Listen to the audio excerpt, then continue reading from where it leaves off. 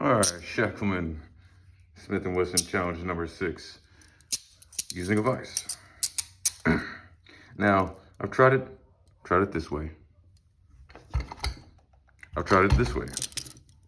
But I think I've finally figured out the right way to do this.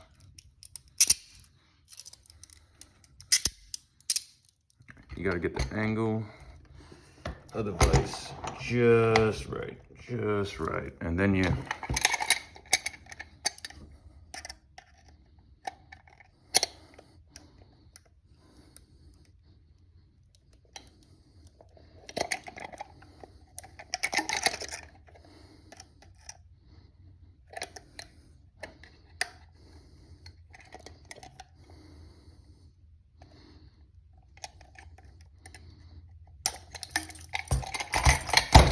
like that, right?